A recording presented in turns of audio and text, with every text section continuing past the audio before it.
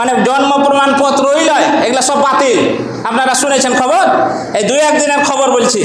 পাসপোর্টের অফিস দিয়ে আমরা ওখান দিয়ে এলাম, পাসপোর্টের লাইন একবার বিশাল লাইন।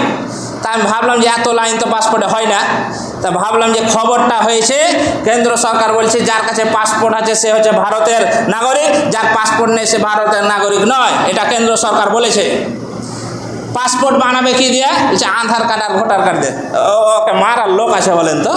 বলছে আধার কার্ড ভোটার কার্ডের কোনো দাম নেই, আবার বলছে পাসপোর্ট না থাকলে ওর কোনো মানে এখানে ওই যে এখানকার বাসিন্দা তার প্রমাণপত্র আধার কার্ড দিয়ে হবে না, পাসপোর্ট বানাবে কি দিয়ে? বলছে আধার কার্ড আর ভোটার কার্ড দিয়ে। এই চলছে। আপনি তো এখন আল্লাহ আকবার বলে সুবহানাল্লাহ পড়ছেন, পৃথিবী কি চলছে তা তো কোনো খবরই নেই আপনার। আপনি বাজার করছেন আর খাচ্ছেন আর ঘুমাচ্ছেন। সামনে কি দিন আসছে একটু দাঁড়ান। এটা আল্লাহরই কথা যে যখন বান্দা আমাকে ভুলে যাবে আমি সেরকম শাসন এনে তোকে আমি শাসন করে দেবো, তোর বাটাম ফাটাবো, তো পিঠের চামড়া তুলে দেবো। এই মোদিকে নিয়ে এসে মুসলমানের চামড়া তোলার জন্য। কেন আজ আল্লাহকে আমরা স্মরণ করি? আল্লাহকে ভুলে গেছি, ইসলামকে ভুলে গেছি, দিন ভুলে গেছি আমরা। আজ আমরা দুনিয়া নিয়ে ব্যস্ত হয়ে আছি। সুবহানাল্লাহ। দুনিয়ার একটা উদাহরণ আপনাকে দিচ্ছি, আর 5 মিনিট সময় আছে, আমি ইনশাল্লাহ টাইমে ছাড়বো। দুনিয়ার একটা উদাহরণ দিচ্ছি। আপনি দুনিয়া নিয়ে যে এত পড়ে আছেন, একটা খারাপ ভাষা ব্যবহার করছি বলে ব্যবহার করছি, যে যারা এই পরস্পরটির মেয়ের কাজ করে, 2 নম্বরই কাজ করে যারা,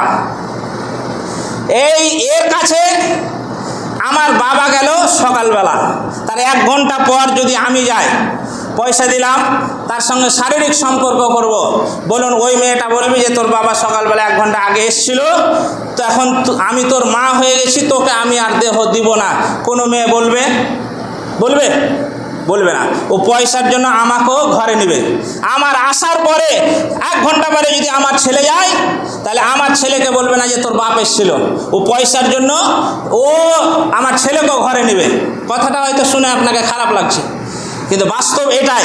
তারা কোনোদিন বলবে না যে তোর বাপ এসেছিল, তোর সঙ্গে আমি শারীরিক সম্পর্ক করবো না। ও পয়সা নিয়ে কাজ হয়। সেরকম পৃথিবীটা আপনার পরদাদা ছিল পৃথিবীতে, পৃথিবীর মায়া জড়িয়ে তাকে ধরে তাকে যা করার করেছে। তারপরে আপনি এসছেন, আপনাকে পৃথিবীর মায়া ধরে বসে আছে। আপনি চলে যাবেন, আপনার ছেলেকেও ধরবে জড়িয়ে। কাউকে বলবে না যে না আমি পৃথিবী তোকে আমি কিছু দিব না। যে যেদিকে ঝুঁকবে তার দিকে পৃথিবীও যাবে। তাহলে এই পৃথিবীর উদাহরণ, এই একটা জঘন্য পৃথিবী নিয়ে আপনি পড়ে আছেন। দিন রাত ইনকাম করছেন, আর দিন রাত আপনি টাকা পয়সা গাড়ি বাড়ি করছেন, হালাল হারাম কিছুই মানছেন না। আর শ্বাসটা বন্ধ হয়ে গেলে কবরে আপনাকে রেখে চলে আসবে। বন্ধু বান্ধব, টাকা পয়সা, ছেলে মেয়ে কেউ আপনার সঙ্গে যাবে না। ফজরের নামাজ পড়েন না, ঘুমিয়ে যান, এশারের নামাজ পড়েন না। আমি কবিতার কয়েকটি লাইন পড়েছি যে আপনি যে ফজরের নামাজ না পড়ে ঘুমিয়ে 8টার সময় ঘুম ভাঙছে, এরকম মানুষ আপনাদের গ্রামে হয়নি যে রাত্রে ঘুমালছে যে মরে গেছে সকালে আর উঠেনি ঘুম থেকে? এরকম হয়নি? হয়েছে, সব গ্রামে হয়। আপনার মৃত্যুটা কি ওইভাবে হতে পারে না যে আপনি ফজরের নামাজ না পড়ে ঘুমিয়ে আছেন? আল্লাহ রাব্বুল আলামিন আকিমুস-সালাহ কত জায়গায় কোরআনে বললেন, আপনি একবারও ধ্যান ধারণা দিচ্ছেন না। মৃত্যুর টাইম যখন চলে আসবে তখন কিন্তু আর সময় আপনাকে দেওয়া হবে না। আমি যে আয়াতটা পড়েছি খালি তর্জমা করছি। আল্লাহ রাব্বুল আলামিন 5টা কথা এখানে বলেছেন। কুল তাআলাউ আতলু মা হারামা রাব্বুকুম আলাইকুম আল্লা তুশরিকু বিহি শাইআ ওয়া বিল ওয়ালিদাইনি ইহসানা। হে নবী, আপনি বলে দেন যে তারা আমার বান্দারা যেন শিরকের মতো জঘন্য গুনাহ না করে। শিরক কাকে বলা হয়? যেটা আল্লাহ পারে ওটা অন্য কেউ দুনিয়াতে কেউ পারে এটা মনে করার নাম হলো শিরক। আল্লাহ পানি দিতে পারে, আল্লাহ পানির মালিক, আল্লাহ সন্তান দিতে পারে। কোন মানুষ যদি মনে করে পীর সাহেব সন্তান দিতে পারে, তাহলে ওটাই শিরক। আল্লাহ যেটা পারে ওটা অন্য কেউ পারে এটা মনে করার নাম হলো শিরক। তাহলে শিরকের গুনাহ করা যাবে না। নাম্বার 2, ওয়াবিল ওয়ালিদাইনি ইহসানা, তোমরা পিতামাতার সঙ্গে ভালো ব্যবহার করবে। পিতামাতাকে তোমরা কষ্ট দিবে না।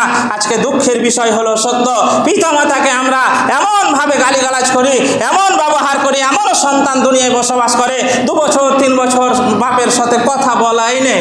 সুবহানাল্লাহর বাপ এত দুশ্মন।